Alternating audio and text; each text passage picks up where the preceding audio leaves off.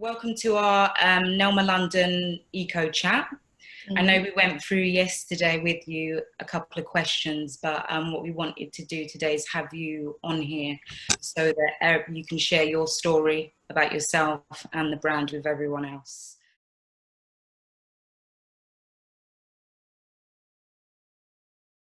My name's Kuan Chen. So I'm from Taiwan, and I'm a founder of zero waste fashion brand called Storywear. So which means is I wish people wear their clothing with stories. So it's a zero waste fashion, which means is every pieces we make is all upcycle design. So everything we make is made of from recycled denim's and recycled fabrics. I was born in a Taiwanese fashion brand background as a family business. So I always loved this fashion industry, but I never know which direction should I took. Only until that I took a master degree in London, and my professor is a sustainable fashion. She owns a sustainable fashion consultant company agency. So from her, I learned a lot about sustainable fashion, and that inspires me to create this zero waste fashion brand.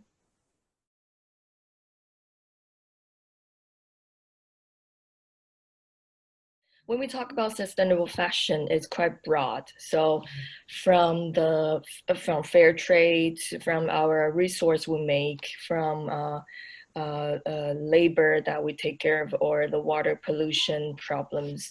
So every part of it is linked to sustainability. So I need to find one direction that I wish to do. So a lot of people do organic cotton related brand collection, or some people they dedicate to fair trade. But for me, it's more like I wish to create something that I don't cause any waste anymore or garbage in a way. So from that, so I go over a lot of thinking and then create this business plan. And I went to visit secondhand shop in Taiwan a lot, and I realized that there are so many ways that people create, and since Taiwan is just a tiny island, so I wish that I can do something about it. So from visiting like at least 20 of the secondhand shops, and I starting to work with them, and the first material uh, they collect a lot, which is t-shirts and shirts, more cotton-based shirts. But it's quite hard to upcycle the cotton shirts and to make it more quality, with good quality, and then last longer.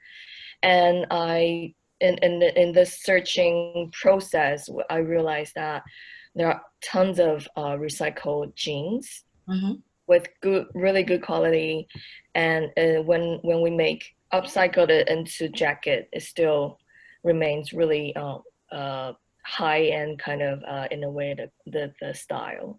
So we decided to go with denim.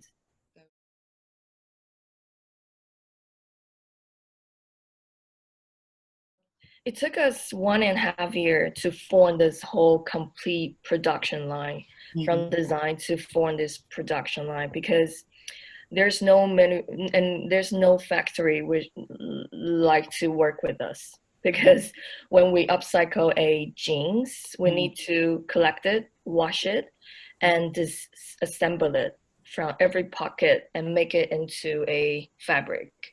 So there's no one want to do that for me. So I was looking for who's gonna, accomplish this mission for me, and came across that Taiwan used to be a really big textile country back 20 years ago.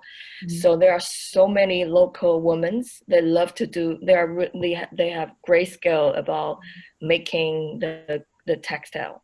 So I visit, but it's more they're in a mid age, and some people they just lack of job, they just stay at home. So we starting to look into those NGOs or NPOs to for those women. And we came across that so many people like that, they have great skills, but also they love to make something out of it. So that's why we starting our production line with those NPOs. So those women are even they belong to the organization, but they still really accomplish this mission for us. So our production line is actually a group of women who has been a second career in this industry. Wow.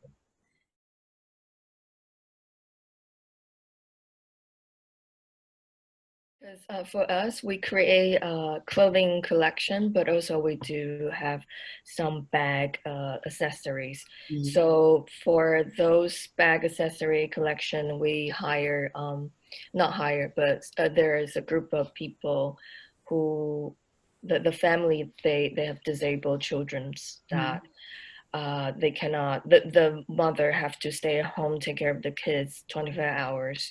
So we given them this opportunity to make our bag. So when the kids go to bed, and the mother will start making the bag for us. So in a way is giving them a income as well, but also giving them a space that belongs to themselves. At the beginning, people, well, even the makers, they are quite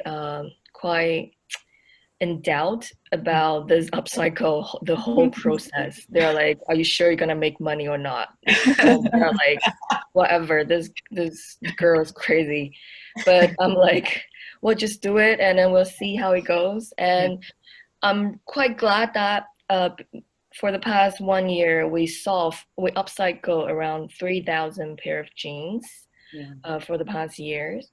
And also we given the women's around 1 million NT dollar of the older salaries. Yeah. Wow. And so and from that we can see that the market can quite accept this kind of concept to them. So we are pretty glad about it. And the most important for the maker is that they feel like I think the money usually comes seconds. The first will be usually is they gain a lot of confidence. They think they are useful again. And then the mother with the kids, there'll be one of the maker told me that finally she has her own name again. I was like, what does that mean? So when you have a disabled children, usually people will call you that, okay, you are Brian's mother, how's Brian?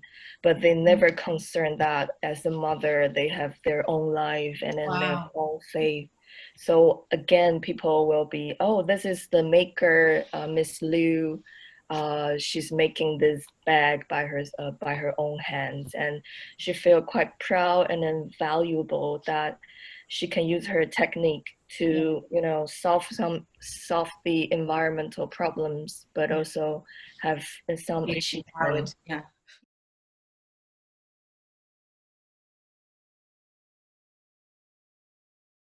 I think that's the task for every sustainable fashion brand they're facing right now. We have to scale up in order to survive, but not into those mass production business models. So for us, it's more like we wish to we'll scale up, but for us, it's quite interesting that when we talk to our clients or channels, they ask, so how many product do you guys produce for one piece? And we'll be like the very much quantity we can produce is 20 pieces for probably a month. So that's the only the production quantity we can achieve so far. So in order to it's more like in order to achieve something that you need to have certain base cost and then margins and everything. So for us, we don't think that we're gonna be a multi-billion company and with thousands of employees with us. Probably we'll just keep in 5 employees in the company, and then the maker belongs to NPO, NGOs, so the organization will actually help them. And for us, when we keep the cost short and we don't need that much of money to produce that big amount of quantity to survive. So it's more like keep in balance and then go with it, and we'll see how it goes. And also we try to find another way to get more incomes by not selling things, not selling stocks. So we host different kinds. We are more like a curator right now as well. So we host different kind of exhibitions throughout the countries, and that it's good that we can promote the sustainable fashion industry, but also we're selling the tickets to the audience. So usually we host a pop-up shop around 2-3 times a year, and some pop-up shop we also sell our products. But most important thing is we'll display a variety of sustainable fashion industry or the fashion industry's problems, and allows people to understand what's going on in this industry.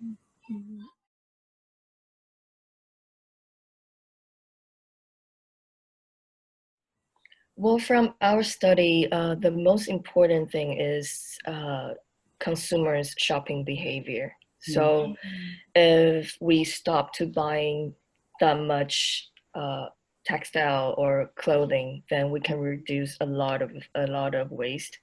So buy less but buy better. That's a key things that we can do. And it's not that telling people not to buy anymore, but you can spend your money wisely on something that with good quality and with brand transparency and also raw material in a way. And a lot of teenagers, they love our brand, but they are like, okay, I can't really afford a designer brand products. And I'll be like, it's okay, you don't have to buy our product, but you can, if you really want to achieve something about, environmental friendly, then you can go for a secondhand shop and vintage shop, and you can find a lot of really, really amazing products and still really, under your budget.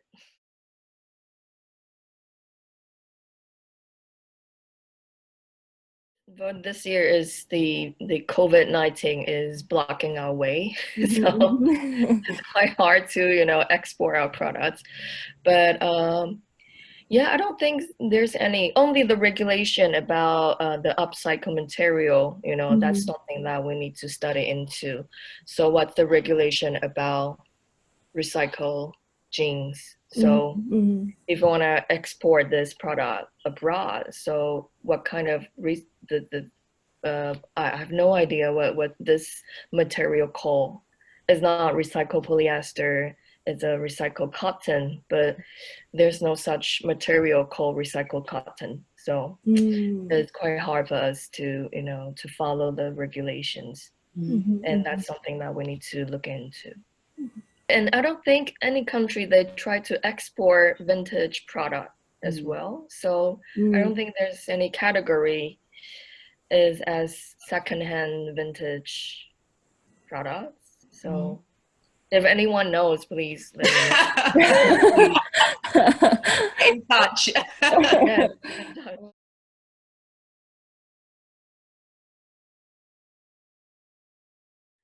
Well, so we wish that Taiwan will be a base for this brand, and we really wanna. The main thing about this brand is to promote sustainable fashion industry.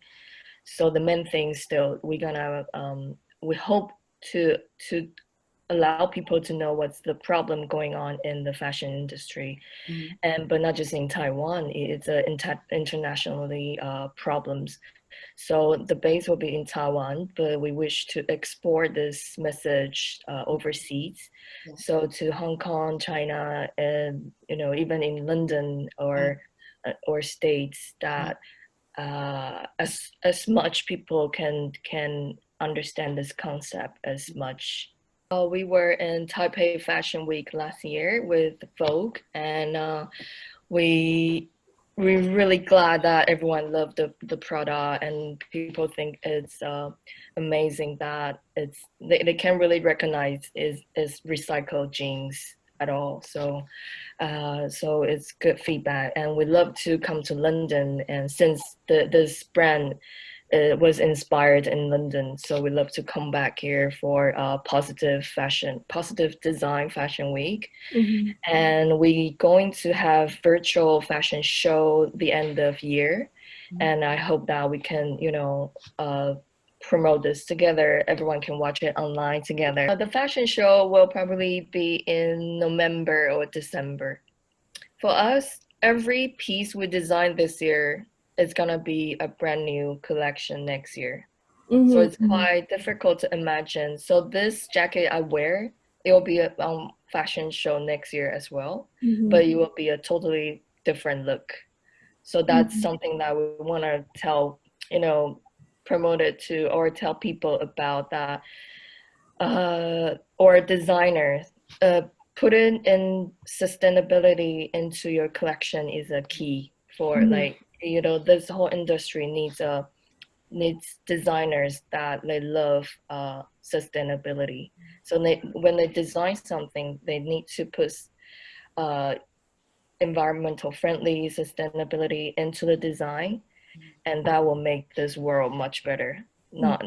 So for us, creating a classic piece design that can wear for 10-20 years, that's a key for us. So we will try to it's quite challenging because one piece you need to create into like 10 or 20 looks. That's quite challenge. So you guys can wait and see what's going on, and in the end of the year. Amazing, thank you. Thank you so much for coming on here and speaking to us. I'm looking forward to seeing the new collection that's coming out, and hopefully seeing you in London on the runway. Thank you. Thank you so much. Thank you. Thank you. Bye. Bye.